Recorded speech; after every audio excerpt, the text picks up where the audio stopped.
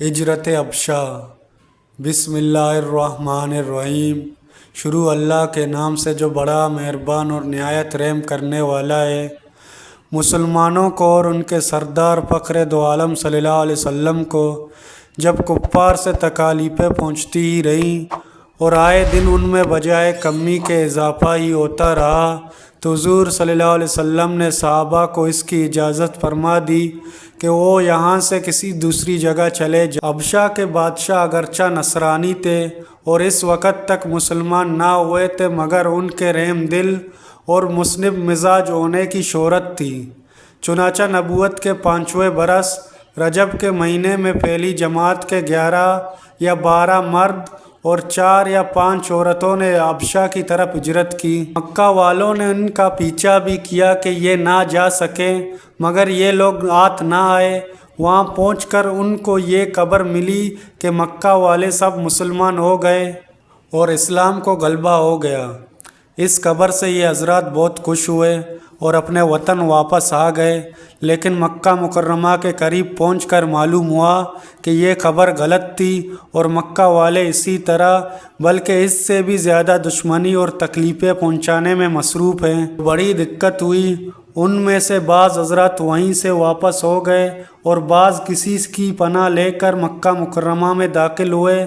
یہ ابشا کی پہلی ہجرت کہلاتی ہے۔ اس کے بعد ایک بڑی جماعت نے، جو 83 مرد اور 18 عورتیں بتلائی جاتی ہیں، متفرق طور پر ہجرت کی اور یہ ابشا کی دوسری ہجرت کہلاتی ہے۔ بعض صحابہ نے دونوں ہجرتیں کی اور بعض نے ایک۔ کفار نے جب یہ دیکھا کہ یہ لوگ ابشا میں چین کی زندگی بسر کرنے لگے تو ان کو اور بھی غصہ آیا اور بہت سے تحفے تحائف دے کر نجاشی شاہ ابشا کے پاس ایک وفد بھیجا، جو بادشاہ کے لیے بھی بہت سے تحائف لے کر گیا اور اس کے خواص و پادریوں کے لیے بھی بہت سے ہدیے لے کر گیا۔ جا کر اول حکام اور پادریوں سے ملا اور عطیہ دے کر ان سے بادشاہ کے یہاں اپنی سفارش کا وعدہ لیا، اور پھر وہ بادشاہ کی خدمت میں یہ وفد حاضر ہوا۔ اول بادشاہ کو سجدہ کیا اور پھر تحفے پیش کر کے اپنی درخواست پیش کی، اور رشوت خور حکام نے تائید کی۔ انہوں نے کہا کہ اے بادشاہ، ہماری قوم کے چند بیوقوف لڑکے اپنے قدیمی دین کو چھوڑ کر ایک نئے دین میں داخل ہو گئے، جس کو نہ ہم جانتے ہیں اور نہ آپ جانتے ہیں، اور آپ کے ملک میں آ کر رہنے لگے۔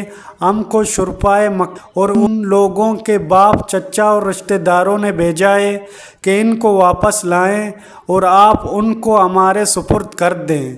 بادشاہ نے کہا، جن لوگوں نے میری پناہ پکڑی ہے، بغیر تحقیق ان کو حوالے نہیں کر سکتا۔ اول ان سے بلا کر تحقیق کر لوں، اگر یہ صحیح ہوا تو حوالے کر دوں گا۔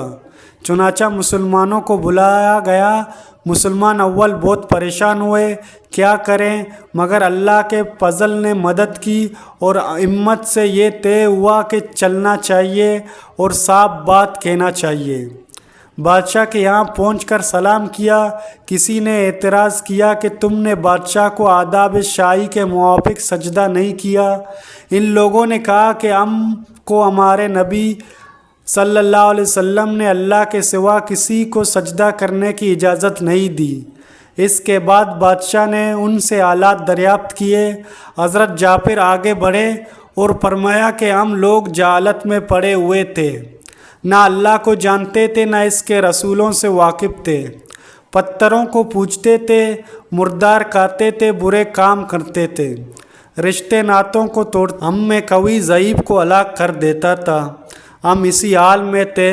اللہ نے اپنا ایک رسول بھیجا جس کے نسب کو، اس کی سچائی کو، اس کی امانت داری کو، پرہیزگاری کو ہم خوب جانتے ہیں۔ اس نے ہم کو ایک اللہ وحدہ لا شریک کی عبادت کی طرف بلایا اور پتھروں اور بتوں کے پوجنے سے منع فرمایا۔ اس نے ہم کو اچھے کام کرنے کا حکم دیا، برے کاموں سے منع کیا۔ اس نے ہم کو سچ بولنے کا حکم دیا، امانت داری کا حکم دیا، صلح رامی کا حکم دیا، پڑوسی کے ساتھ اچھا برتاؤ کرنے کا حکم دیا۔ نماز روزہ صدقہ خیرات کا حکم دیا، اچھے اخلاق تعلیم کیے، زنا بدکاری جھوٹ بولنا، یتیم کا مال کھانا، کسی پر تہمت لگانا اور اس قسم کے برے اعمال سے منع فرمایا۔ ہم کو قرآن پاک کی تعلیم دی، ہم اس پر ایمان لائے اور اس کے فرمان کی تعمیل کی جس پر ہماری قوم ہماری دشمن ہو گئی اور ہم کو ہر طرح ستایا۔ ہم لوگ مجبور ہو کر تمہاری پناہ میں اپنے نبی علیہ السلام کے ارشاد سے آئے ہیں۔ بادشاہ نے کہا، جو قرآن تمہارے نبی لے کر آئے ہیں وہ کچھ مجھے سناؤ۔ حضرت جابر نے سورہ مریم کی اول کی آیتیں پڑھی، جس کو سن کر بادشاہ بھی رویا اور اس کے پادری بھی جو کثرت سے موجود تھے۔ سب کے سب اس قدر روئے کہ داڑھیاں تر ہو گئیں۔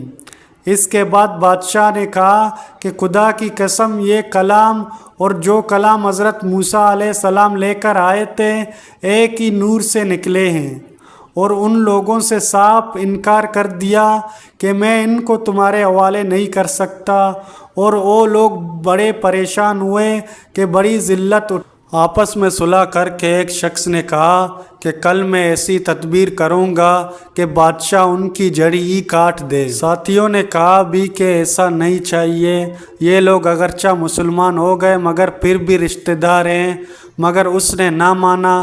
دوسرے دن پھر بادشاہ کے پاس گئے اور جا کر کہا کہ یہ لوگ حضرت عیسیٰ کی شان میں گستاخی کرتے ہیں، ان کو اللہ کا بیٹا نہیں مانتے۔ بادشاہ نے پھر مسلمانوں کو بلایا۔ صحابہ فرماتے ہیں کہ دوسرے دن کے بلانے سے ہمیں اور بھی زیادہ پریشانی ہوئی۔ بہرحال گئے۔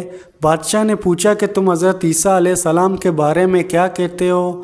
انہوں نے کہا کہ وہی کہتے ہیں جو ہمارے نبی علیہ السلام پر ان کی شان میں نازل ہوا کہ وہ اللہ کے بندے ہیں، اس کے رسول ہیں، اس کی روح ہیں اور اس کے کلمے ہیں، جس کو خدا نے کنواری اور پاک مریم علیہ السلام کی طرف ڈالا۔ نجاشی نے کہا کہ حضرت عیسیٰ بھی اس کے سوا کچھ نہیں فرماتے۔ پادری لوگ آپس میں کچھ چک چک کرنے لگے۔ نجاشی نے کہا تم جو چاہے کھاؤ۔ اس کے بعد نجاشی نے ان کے تحفے واپس کر دیے اور مسلمانوں سے کہا کہ تم امن سے رہو، جو تمہیں ستائے اس کو تاوان دینا پڑے گا، اور اس کا اعلان بھی کرا دیا کہ جو شخص ان کو ستائے گا اس کو تاوان دینا ہوگا۔ اس کی وجہ سے وہاں کے مسلمانوں کا اکرام اور بھی زیادہ ہونے لگا اور اس وفد کو ذلت سے واپس آنا پڑا۔ تو پھر کفار مکہ کا جتنا بھی غصہ جوش کرتا ظاہر ہے، اس کے ساتھ ہی حضرت عمر رضی اللہ تعالیٰ عنہ کے اسلام نے اور بھی جلا کر رکھا تھا، اور ہر وقت اس فکر میں رہتے تھے کہ لوگوں کا ان سے ملنا جلنا بند ہو جائے اور اسلام کا چراغ کسی طرح بجھے۔ اس لیے سرداران مکہ کی ایک بڑی جماعت نے آپس میں مشورہ کیا کہ اب کلم کلا محمد صلی اللہ علیہ وسلم کو قتل کر دیا جائے۔ لیکن قتل کر دینا بھی آسان کام نہ تھا، اس لیے کہ بنو ہاشم بھی بڑے جتے اور اونچے طبقے کے لوگ شمار ہوتے تھے، اور اگرچہ اکثر مسلمان نہیں ہوئے تھے لیکن جو مسلمان نہیں تھے وہ بھی حضور صلی اللہ علیہ وسلم کے قتل ہو جانے پر آمادہ نہیں تھے۔ اس لیے ان سب کفار نے مل کر ایک معاہدہ کیا کہ سارے بنو ہاشم اور بنو مطلب کا بائیکاٹ کیا جاوے، نہ ان کو کوئی شخص اپنے پاس بیٹھنے دے، نہ ان سے کوئی خرید و فروخت کرے، نہ بات چیت کرے، نہ ان کے گھر جائے، نہ ان کو اپنے گھر میں آنے دے، اور اس وقت تک صلح نہ کی جائے جب تک کہ وہ حضور صلی اللہ علیہ وسلم کو قتل کے لیے حوالے نہ۔ معاہدہ زبانی ہی گفتگو پر ختم نہیں ہوا، بلکہ یکم محرم کو ایک معاہدہ تحریری لکھ کر بیت اللہ میں لٹکایا گیا تاکہ ہر شخص اس کا احترام کرے اور اس کو پورا کرنے کی کوشش کرے۔ اور اس معاہدے کی وجہ سے 3 برس تک یہ سب حضرات 2 پہاڑوں کے درمیان ایک گھاٹی میں نظر بند رہے کہ نہ کوئی ان سے مل سکتا تھا، نہ یہ کسی سے مل سکتے تھے، نہ مکے کے کسی آدمی سے کوئی چیز خرید سکتے تھے، نہ باہر سے آنے والے کسی تاجر سے مل سکتے۔ اگر کوئی شخص باہر نکلتا تو پٹیا جاتا، اور کسی ضرورت کا اظہار کرتا تو صاف جواب پاتا۔ معمولی سا سامان غلہ وغیرہ جو ان لوگوں کے پاس تھا وہ کہاں تک کام دیتا۔ آخر پاکوں پر پاکے گزرنے لگے اور عورتیں اور بچے بھوک سے بے-تاب ہو کر روتے اور چلاتے۔ ان کے اعضاء کو اپنی بھوک اور تکالیف سے زیادہ ان بچوں کی تکالیف ستاتی۔ آخر 3 برس کے بعد اللہ کے فضل سے وہ صحیفہ دیمک کی نظر ہوا اور ان حضرات کی یہ مصیبت دور ہوئی۔ 3 برس کا زمانہ ایسے سخت بائیکاٹ اور نظر بندی میں گزرا اور ایسی حالت میں ان حضرات پر کیا کیا مشقتیں گزری ہوں گی وہ ظاہر ہے، لیکن اس کے باوجود صحابہ کرام رضی اللہ تعالیٰ عنہ نہایت ثابت قدمی کے ساتھ اپنے دین پر جمے رہے، بلکہ اس کی اشاعت فرماتے۔ تو معزز سامعین، آج کی ویڈیو یہیں تک۔ امید کرتا ہوں آپ کو ویڈیو اچھی لگی ہوگی۔ اگر ویڈیو اچھی لگی تو چینل کو سبسکرائب کریں، ویڈیو کو لائک کریں۔ ملتے ہیں اگلی ویڈیو میں، تب تک کے لیے اللہ حافظ۔